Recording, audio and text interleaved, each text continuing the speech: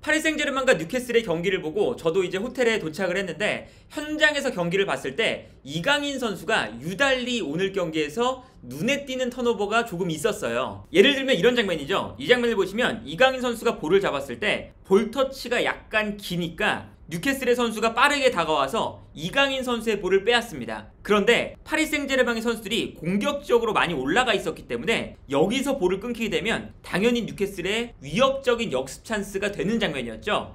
이 장면도 마찬가지죠. 파리 생제르맹의 공격수들이 정말 전방에 많이 배치되어 있었는데 볼을 끊기자마자 뒤에는 수비 숫자가 적기 때문에 뉴캐슬이 빠르게 올라가면서 역습을 하기 시작합니다. 그리고 이 장면에서는 결국에 뒤에 있었던 슈크리니아르가 역습을 막는 과정에서 옐로 카드를 받는 장면이 나왔었거든요. 그런데 이런 턴오버가 오늘 경기 이강인 선수 입장에서 몇 차례 나올 수밖에 없었던 포인트들이 있습니다. 그리고 그 전에 이강인 선수가 오늘 경기에서 뛰었던 역할을 생각해 볼 필요가 있는데, 오늘 이강인 선수는 프리뷰 영상에서 말씀드렸던 것처럼 왼쪽 중앙 미드필더에 나왔습니다. 왜 나왔냐면 일단 음바페가 중앙으로 들어가기 때문에 이강인 선수가 왼쪽 측면을 커버해주는 역할이었고요. 그리고 오른쪽에는 비티냐가 아니라 파비안 루이스가 나왔습니다. 왜 파비안 루이스가 나왔냐면 자연스럽게 이강인 선수가 왼쪽을 커버하게 되면 우가르테, 파비안 루이스 이렇게 두 명의 선수가 수비라인 앞을 보호하는 형태가 되기 때문에 이강인 선수가 이 자리에 들어가면 수비라인 앞을 보호하는 선수가 되어야 되거든요. 그런데 이강인 선수가 수비라인을 보호하는데 전문적인 선수가 아니다 보니까 이강인 선수를 왼쪽에 두는 것이 조금 더 적합한 선택으로 보여졌었고, 여기에 더해서 조엘링톤이 파리 생제르맹의 왼쪽에 배치가 되다 보니까 뉴캐슬은 앞쪽에 있는 조엘링톤을 향해서 한 번에 롱패스를 뿌려줄 때가 많거든요. 근데 이 경합 상황에서 파비안 루이스가 아니라 이강인이 조엘링톤과 공중볼 싸움을 한다면 당연히 이 위치에서 이강인 선수가 제공권 싸움에 지는 경우가 많았겠죠. 경기 전에 라이브로도 보여드렸지만 이강인 선수가 몸을 푸는 과정부터 왼쪽에서 음바페, 이강인, 리카란데스 이 세 명의 선수가 계속 패스를 주고받았거든요. 그런데 몸을 풀면서 음바페와 이강인 선수가 볼을 계속 주고받는 패턴이 많이 나왔었어요. 이 장면을 보시면 음바페가 측면에 배치가 됐을 때 이강인 선수가 안쪽으로 들어오면서 음바페가 이강인에게 먼저 패스를 합니다. 그리고 이강인 선수가 볼을 잡았을 때 음바페가 측면으로 달려나가면서 이강인 선수가 패스를 받아서 음바페에게 다시 패스를 돌려주거든요. 그런데 음바페가 측면에서 이강인의 패스를 받자마자 어떤 모습이 또 나오냐면 이강인 선수가 앞쪽으로 뛰어들어가기 시작해요. 그리고 여기서 음바페가 이강인의 볼을 받아서 다시 한번 이강인이 뛰어갈 때 이강인 쪽으로 리턴 패스를 내줍니다. 그러니까 음바페, 이강인, 음바페 그리고 다시 이강인 선수가 볼을 잡는 장면이거든요. 여기서 상대 수비 라인을 완벽하게 무너뜨려서 이강인 선수가 크로스를 올려줬어요. 그리고 이 크로스를 상대 수비가 걷어냈습니다. 근데 이 걷어낸 볼이 음바페 쪽으로 흘렀거든요. 근데 음바페가 여기서 약간 안쪽으로 들어오면서 수비를 본인에게 끌어들이기 시작해요. 그 다음에 음바페가 본인에게 수비를 다 끌어놓고 측면에서 뛰어나가는 이강인 선수에게 또다시 좋은 패스를 찔러줍니다.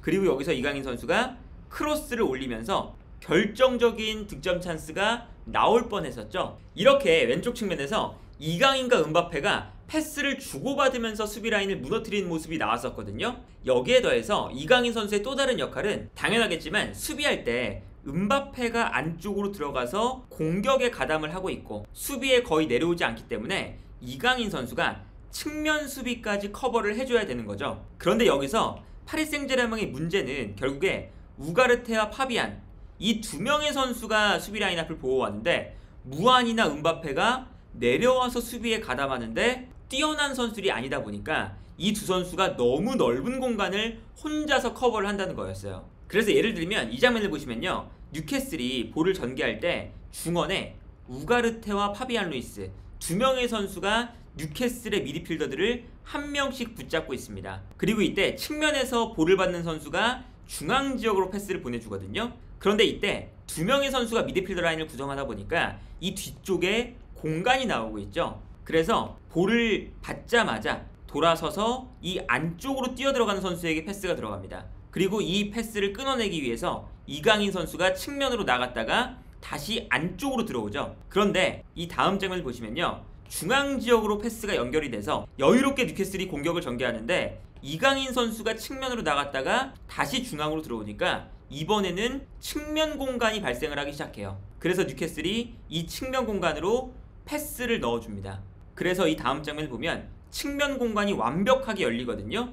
그런데 이때 이강인 선수가 중앙으로 들어왔다가 다시 측면 수비도 해야 되니까 측면으로 달려나가고 있어요. 그래서 결국에는 측면에서 크로스가 올라왔을 때 이강인 선수가 빠르게 달려들면서 태클로 상대 공격을 끊어내는 모습을 볼 수가 있었죠. 그래서 이강인 선수가 왼쪽에서 측면과 중앙을 계속 활발하게 왔다 갔다 하기는 하지만 이강인 선수가 측면에 있을 때는 중원이 부족해지고 중앙으로 들어오면 음바페가 내려오지 않는 측면 공간이 부족해져요. 애초에 밸런스가 정말 좋지 않다는 뜻이죠. 오늘 실점 장면을 봐도요. 왼쪽에서 뉴캐슬의 오늘 왼쪽 풀백으로 나왔던 리브라멘토가 볼을 잡습니다. 근데 리브라멘토는 오른발을 쓰는 선수라서 중앙으로 접고 들어가요. 근데 이때 파리 생제르맹의 중원을 보시면 한눈에 봐도 선수들이 많이 없습니다. 그리고 리브라멘토가 중앙으로 들어갈 때 어떤 현상이 나타나느냐, 조엘링톤이 앞으로 뛰어나가면서 파비안 루이스를 뒷걸음질치게 만들고 있어요. 그런데 리브라멘토가 요 라인 사이로 들어올 때 무하니가 내려오거나 내려와서 미드필더 싸움에 가담을 해줬어야 되는데 무하니가 제대로 못 내려오줍니다. 그러다 보니까 이 라인 사이로 너무나 편안하게 볼을 계속 끌고 올라가고요. 이때 우가르테가 뒤늦게 달려와서 방해를 하려고 하는데 이렇게 방해를 하려고 하면 또다시 그 뒷공간이 공간이 나는 거잖아요. 그래서 여기서 리브라멘토가 또다시 이 공간으로 드리블을 해 나가요. 그러니까 정말 한눈에 봐도 왼쪽 풀백인 리브라멘토가 이 라인 사이를 계속 뚫고 지나가게끔 파리 생제르맹의 미드필더 라인에 압박이 제대로 이루어지지 않았던 거죠. 그래서 결국에는 리브라멘토가 수비 라인을 다 무너뜨린 다음에 이강인 선수가 뒤늦게 중원 싸움에 가담을 하지만 이미 늦었죠. 그러다 보니까 측면으로 패스를 보내주고 측면에서 슈팅, 그리고 맞고 나온 슈팅을 이삭이 마무리를 하면서 뉴캐슬이 선제골을 만들어냅니다. 그래서 이강인 선수가 전반전에는 이렇게 수비적으로 부담이 많이 되는 역할을 맡고 있었는데 그 와중에도 음바페와의 콤비 플레이를 통해서 상대 수비를 무너뜨리는 장면들이 몇 차례 나왔었다, 이렇게 볼 수가 있겠고, 그런데 여기서 파리 생제르맹이 선제골을 실점하다 보니까 오늘 경기는 정말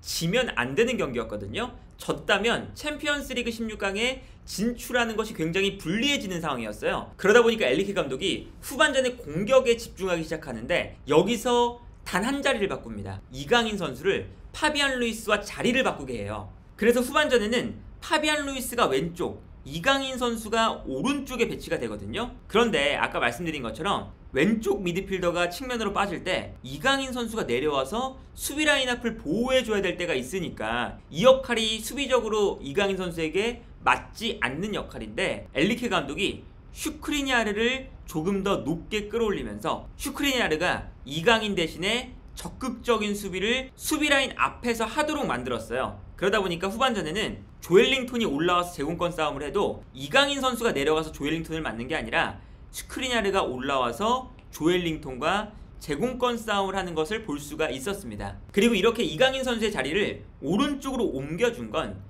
늘 말씀드리지만 파리 생제르맹의 공격 작업은 대부분 오른쪽에서 만들어지거든요. 왜냐면 음바페가 반대편에 있기 때문에 오른쪽에서 공격을 전개하다가 음바페에게 패스, 음바페가 넓은 공간에서 득점한다, 이게 가장 중요한 패턴이기 때문에 오른쪽에서 공격이 시작이 돼요. 그런데 아무래도 파비안 루이스보다는 이강인 선수가 공격 상황에 더 장점이 있는 선수이기 때문에 이강인을 오른쪽에 배치시켜서 덴벨레, 무하니, 하키미, 그리고 음바페까지 약간 오른쪽으로 오면서 주변에 이강인과 패스를 주고받을 수 있는 선수를 많이 배치해 놓으면서 오른쪽 라인에서 공격을 살리려고 했던 거거든요. 그래서 이강인 선수가 후반전에는 오른쪽 라인에 배치되면서 공격의 연결고리 역할을 수행하고 사실상 파리 생제르맹의 공격을 이강인 선수가 이끌어 가다시피 했었거든요. 그리고 여기서 이강인 선수 특유의 오프 더블 플레이와 찔러주는 스루 패스, 이런 것들이 정말 적절하게 나오기 시작합니다. 예를 들어서 이 장면을 보시면 파비안 루이스가 이강인 선수에게 패스를 보내줘요. 그리고 이강인 선수가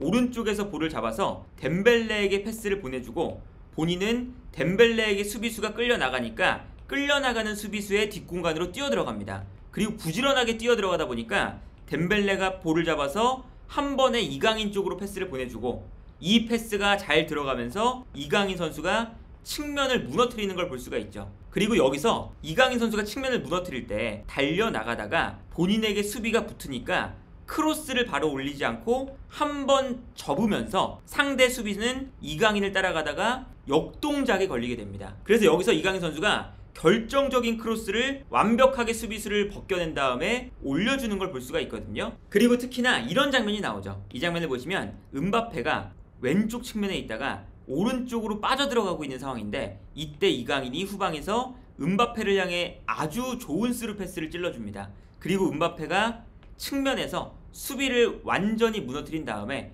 1대1 상황에서 돌파를 시도하고 여기서 완벽한 크로스를 올려주게 되죠. 물론 이것도 측면에서 달려들어오는 바르콜라가 득점 기회를 놓치는 장면인데, 그런데 여기서 문제는 파리 생제르맹이 뉴캐슬이 시간이 지나면 지날수록 약간 수비적인 전략을 택했거든요. 당연하게도 원정이기 때문에, 그리고 파리 생제르맹이 좋은 공격수들이 많기 때문에 수비적인 전형을 취했는데, 여기서 파리 생제르맹이 상대 수비 라인을 무너뜨릴 만한 무언가 포인트를 전혀 찾질 못했어요. 특히나 파리 생제르맹이 리그왕에서도 마찬가지고 챔피언스 리그에서도 답답한 경기 때마다 우리가 흔히 얘기하는 U자 빌드업을 보여주거든요. 무안이, 음바페, 그리고 덴벨레나 하키미가 측면을 사용을 해주고요. 이때 반대편은 파비안 루이스가 활용을 합니다. 그러면 우가르테, 이강인, 그리고 덴벨레, 혹은 덴벨레가 측면에 있을 때는 하키미, 이런 선수들이 중원 지역에서 상대 수비 라인 바깥에 진을 치고 서 있어요.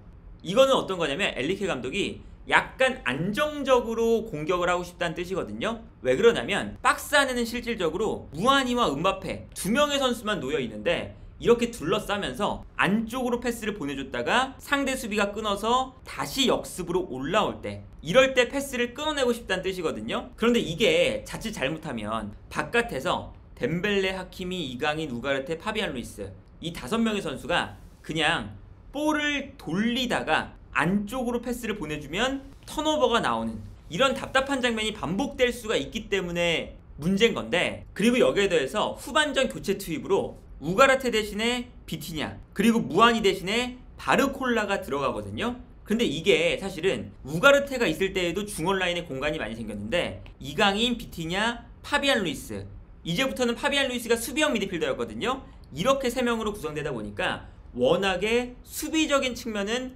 약간 밸런스가 무너질 수가 있는 포지션이었어요. 그리고 여기에 더해서 바르콜라가 왼쪽 측면을 사용하면서 음바페 한 명만 박스 안에 놓이게 되죠. 그러다 보니까 중원 라인의 밸런스가 약간 무너져 있는 상태에서 상대의 역습을 당하지 않기 위해서는 또다시 상대 수비 라인을 둘러싸면서 패스를 왼쪽에서 오른쪽으로 U자 빌드업을 계속 주고받기 시작합니다. 물론 하키미가 올라왔을 때는 덴벨레가 안쪽으로 들어오면서 공격 숫자를 늘려주긴 하지만 상대의 밀집 수비 사이에서 음바페와 덴벨레가 얼마나 버텨줄지는 관건이었거든요. 그런데 아무래도 앞쪽에 있는 공격 숫자가 적기도 하고, 그리고 덴벨레, 하키미 이렇게 주변에 있는 선수들의 오프 더블 플레이나 선수들 간에 약속되어 있는 플레이는 다소 없는 상황이었어요. 그러다 보니까 여기서 중요한 게 이강인 선수가 오른쪽 라인에서 후반전부터 뛰면서 공격의 중심적인 역할을 맡고 있었고, 그러다 보니까 이강인의 발끝에서 좋은 찬스가 계속 만들어졌었는데, 이강인을 중심으로 공격을 전개할 때 앞쪽에 있는 선수들의 움직임이 다소 부족하고 팀 내에서 만들어져 있는 공격 패턴이 부족하다 보니까 아까 말씀드렸던 것처럼 뉴캐슬의 수비 라인이 중앙에 밀집해 있을 때 파리 생제르맹의 선수들이 안정적인 공격을 추구하기 때문에 좌우 측면을 둘러싸고 패스를 왼쪽에서 오른쪽 계속 돌리는 모습이 나타나기 시작해요. 그러니까 이강인 선수가 공격을 해야 되니까 앞쪽으로 찔러주기 시작하는데, 아무래도 앞쪽에 있는 선수의 숫자가 적고 그리고 뛰어들어가는 선수의 움직임이 적다 보니 이강인 선수가 도전적인 그리고 다소 무모한 스루 패스를 뿌려주려고 하기 시작하죠.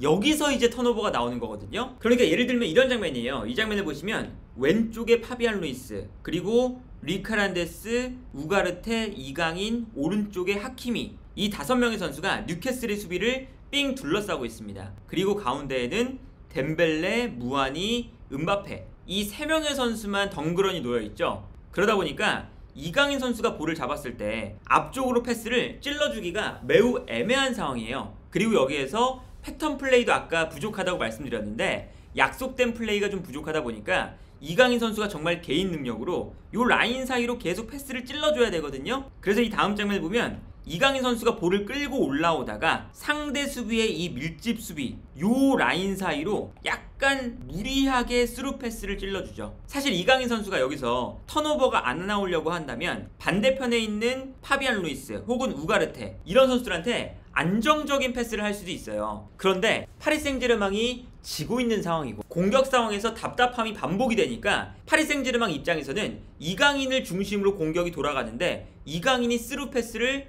약간은 무모하게 찔러줘야 될 장면들이 계속 나오게 되는 거죠. 그러다 보니까 이강인 선수가 오늘 경기에서는 다른 경기보다 유난히 오늘 경기에서 눈에 띄는 턴오버들이 나올 수밖에 없었다. 그래서 오늘 경기 파리 생제르맹이 결정적인 찬스를 몇 차례 놓쳤기 때문에 사실은 득점을 더 할 수 있었다. 이런 얘기가 나오기도 하지만 현장에 있는 모든 사람들이 다 똑같이 느꼈는데 파리 생제르맹의 공격 작업이 정말 답답하고 공격 찬스를 만들어내는 그러한 플레이 하나가 이강인의 개인 능력, 음바페의 개인 능력, 덴벨레나 무아니의 개인 능력, 선수 개개인의 개인 능력으로만 창출되는 면이 있거든요. 그러다 보니까 패스를 주는 역할을 맡은 이강인의 입장에서는 선수 개개인이 약간 따로따로 플레이를 하다 보니까 이강인의 패스가 체계적인 조직력에서 이루어지지 않고 그러다 보니 패스 미스가 자연스럽게 나오는 현상이 벌어졌었다.